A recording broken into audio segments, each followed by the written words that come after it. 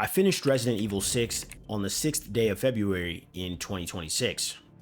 Kind of funny. Anyway, Resident Evil 6 was great, I thought.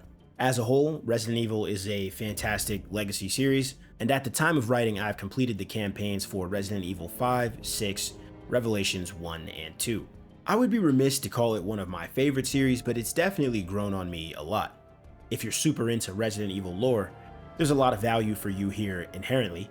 But even if you're down to just ball a zombie shooter with the broskies, you're lit, frankly. It's a hard game to argue against, especially in the latter respect. The graphics are incredible even by today's standards, and it really feels like the Resident Evil that stepped into the modern era. Granted, I only have so much context there. It also seems to have embraced being somewhat action-oriented, whereas previous titles seemed more survival horror. I think if you're like me, where you're just sort of willing to play whatever game with your friends, then it's basically a perfect game. The main reason for that being that it just doesn't require that much of you.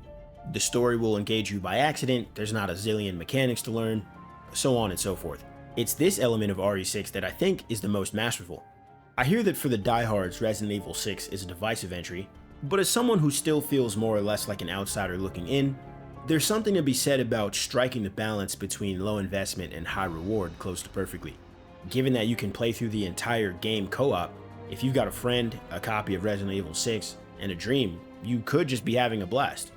You could both be diehards, only one of you could be a diehard, you could both only be tangentially interested. In my mind, it'll service all those dynamics equally, which is really a testament to how Resident Evil 6 is a well-executed video game.